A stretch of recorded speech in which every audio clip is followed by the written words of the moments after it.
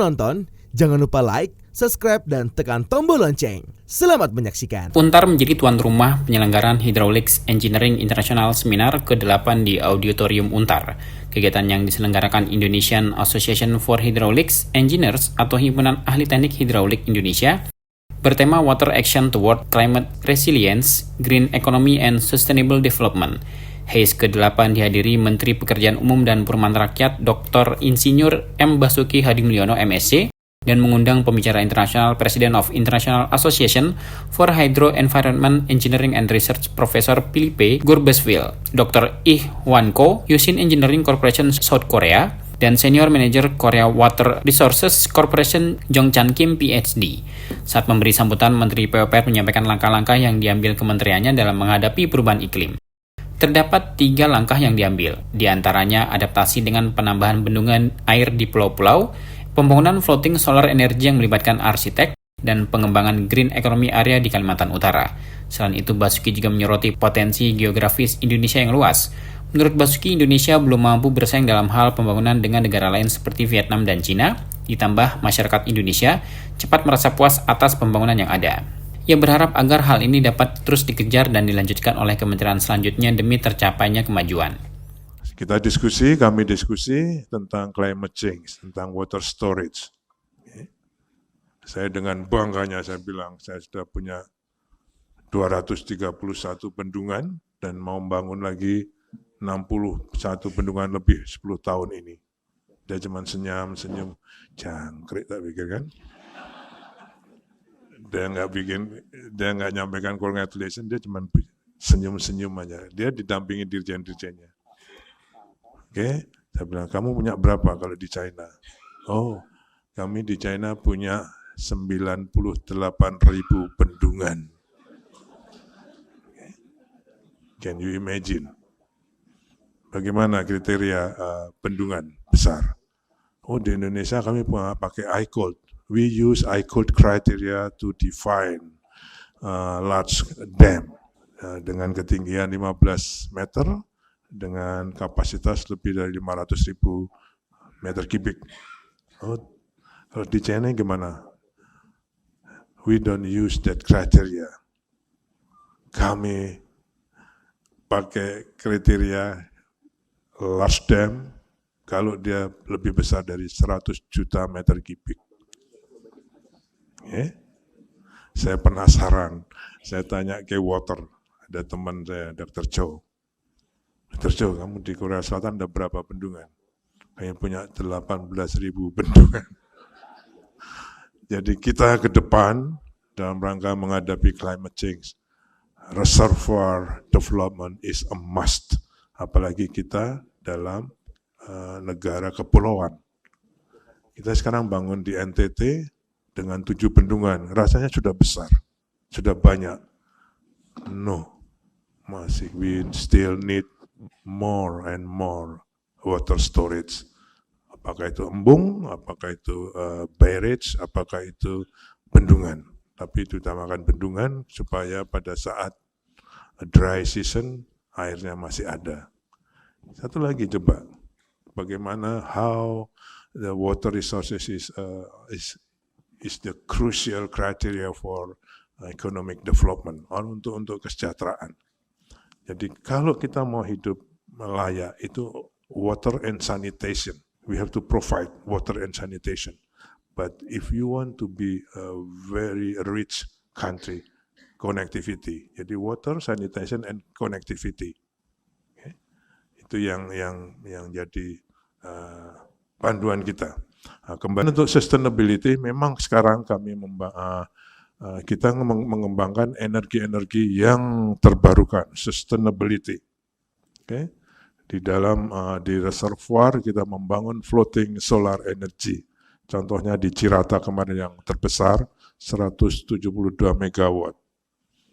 Ya, maksimum 20% dari total area dari reservoir bisa dibangun. Tadinya kami 5%, tapi saya diskusikan dengan ICOLT, kita minta advice dari ICOLT, kita bisa menentukan 20% atau lebih, Tapi yang dalam KMNPU-nya 20% maksimum dengan rekomendasi dari para ahli. Itu sudah sekitar 8.800 megawatt potensi untuk bisa dikembangkan dari floating solar energi. Belum dari PLTA sendiri. Kita baru mengembangkan di 23 bendungan existing PLTA-nya. Jadi masih banyak sekali PLTA kita ini baru 9% dari produksi listrik di Indonesia. Jadi masih banyak sekali potensi untuk sustainability, untuk green economy. Di Kalimantan Utara sekarang sedang dikembangkan green economy area untuk sebagian energinya nanti disuplai ke IKN. Dewasa sekalian yang saya hormati, kemudian lingkungan di PU sekarang mempunyai prinsip pembangunan infrastruktur melalui 3 hal. Pertama kualitas, yang kedua estetika, dan yang ketiga adalah keberlanjutan lingkungan. Kalau Ibu Bapak sekalian ke IKN, tidak ada run off kalau musim hujan yang mengalir liar ke riparian. Kita pakai tanggul-tanggul di sepanjang jalan tol yang kita mau bangun, sehingga run off-nya kita arahkan dan ditampung di dalam satu embung yang kita siapkan. Jadi kita betul-betul kita amati supaya run off itu tidak liar mengalir ke riparian atau bahkan ke laut, termasuk penghutanan kembali. Di sana sekarang ini adalah monoculture forest, yaitu eukaliptus. Kita hitung betul mana-mana yang akan dipotong, berapa ribu yang akan dipotong, seperti halnya kalau ini mau dibikin jalan, ini yang di bangku ini kita bikin polish line. Sehingga yang di luar karpet merah ini tidak boleh dipotong. Yang dipotong hanya ROW-nya, jalan untuk bisa membuat jalan. Ruang jalan saja yang bisa dipotong pohonnya, dan itu dihitung berapa ribu.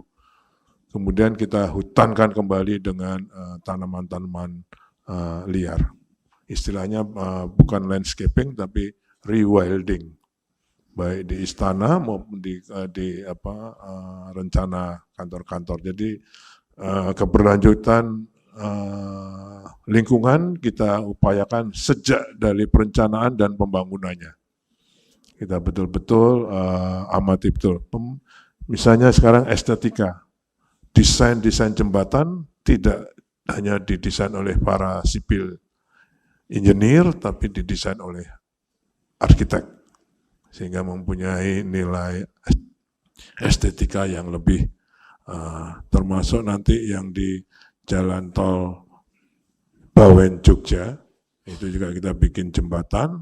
Di Magelang, itu sudah didesain oleh arsitek, supaya ada nilai-nilai estetikanya.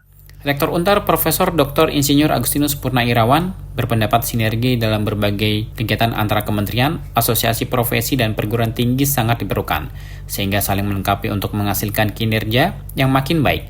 Ia menegaskan bahwa Untar akan terus berkontribusi dalam berbagai kegiatan penelitian dan publikasi di bidang hidrolika, sesuai dengan potensi yang dimiliki, guna mendukung SDG khususnya dalam penyediaan akses air bersih dan sanitasi dengan implementasi teknologi pipa bawah laut. Ketua Yayasan Taruman Negara Profesor Dr. Aryawan Gunardi SHMH menekankan adanya urgensi dalam menghadapi perubahan iklim melalui pemanfaatan air bersih.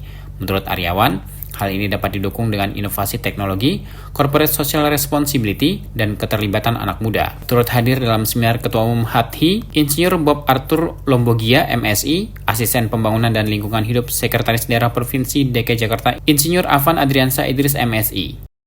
Seminar diikuti oleh 317 peserta dari akademisi dan praktisi. Terpilih 47 pemakalah yang telah melalui proses penilaian dengan 13 peneliti muda bidang sumber daya air, Kementerian PUPR, dan eksibitor. Tim Eljon Media melaporkan.